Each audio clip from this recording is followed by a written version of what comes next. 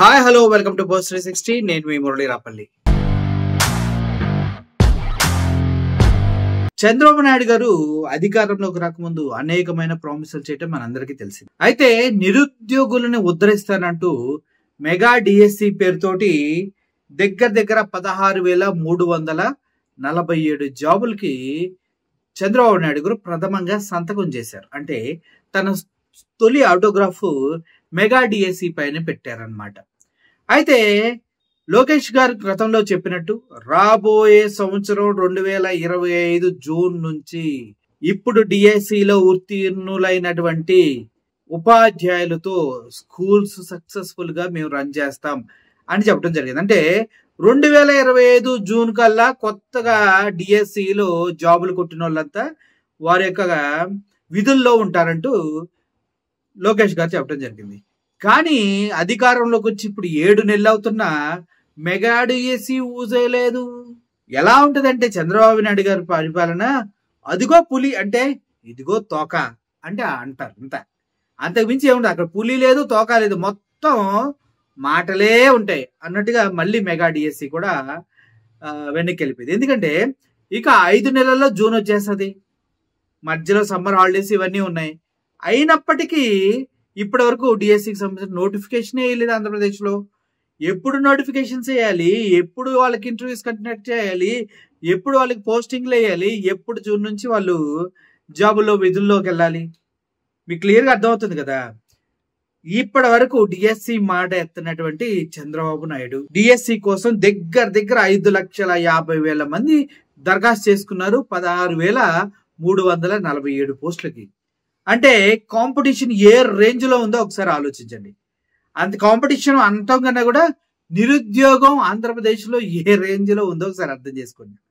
16,347 పోస్టులకి 5,55,000 అప్లికేషన్స్ వచ్చినాయి. ఆ 5,50,000 అప్లికేషన్స్ లో కూడా వాళ్ళు సెగ్రిగేషన్స్ చేసి అసిస్టెంట్ స్కూల్ అసిస్టెంట్స్ కిన్ని వాళ్ళకి వీళ్ళకి అని చేస్తే తలా ముక్క పెంచుకుంటే అందరికి ఘోరంత వచ్చినాయి జాబ్స్.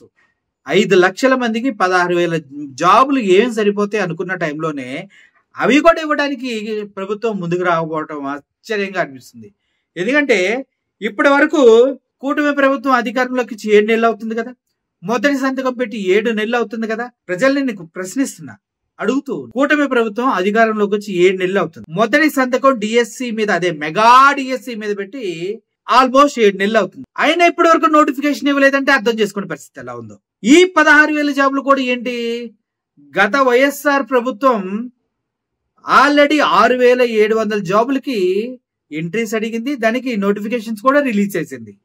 ఆ నోటిఫికేషన్ రిలీజ్ చేసిన వాటిని కూడా పక్కన పెట్టేసి మళ్ళీ ఫ్రెష్ నోటిఫికేషన్ ఇస్తామని చెప్పి అసలు మొదటి సంతకం మెగా డిఎస్సి మీదే అసలు నిరుద్యోగులకే అని చెప్పేసి ఆ 6,500 కాకుండా ఇంకొక 10,000 యాడ్ చేసి దాన్ని మెగా డిఎస్సి అని చెప్పేసి ఇంతమంది 5 లక్షల మంది ఎదురు చూస్తుంటే ఇప్పటి వరకు దానికి సంబంధించిన చర్యలు తీసుకోవటం చంద్రబాబు నాయుడు గారి గొప్పతనం అని చెప్పాలి మనం. నిజంగా చిన్నబాబు గారు, అదే లోకేష్ బాబు గారు చెప్పినట్టుగా జూన్ నుంచి మళ్ళీ కొత్త టీచర్లు ఉంటారా స్కూల్లో అంటే అంత వీజీ కాదు, అంత వీజీ కాదు. ఇలా చెప్పింది చేయడానికి అక్కడ ఉన్నది ఎవరో జగన్మోహన్ రెడ్డి కాదు కదా, చంద్రబాబు నాయుడు.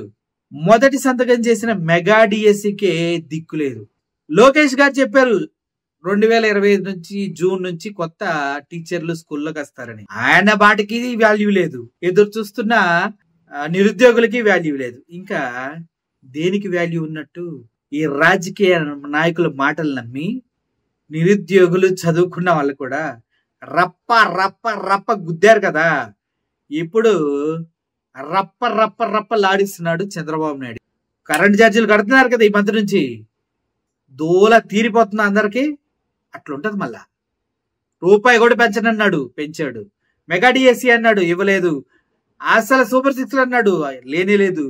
రైతు భరోసా అన్నాడు, లేనే లేదు. నా స్వామి రంగా, అస్సలు చెప్పింది చెయ్యకుండా ఉండటం ఎలా, దాన్ని వెనకేసుకొని రావడం ఎలా, దాని పక్కనోడి పైన జగన్మోహన్ రెడ్డి పైన తోయడం ఎలా, దానికి ఎవరెవరిని ఉపయోగించాలి, పవన్ కళ్యాణ్ ఉపయోగించాలా, ఇంకొకరిని ఉపయోగించాలా అన్న విషయంలో చంద్రబాబు నాయుడుకున్నంత విజన్ నా డాష్ గడికి లేదని చెప్పాలి.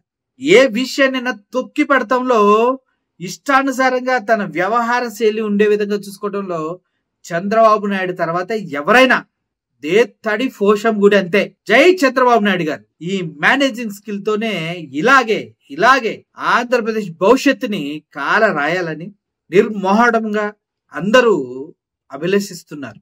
ఓట్లేసి గెలిపించిన ప్రజలందరికీ నా వందనాలు, నా కృతజ్ఞతలు.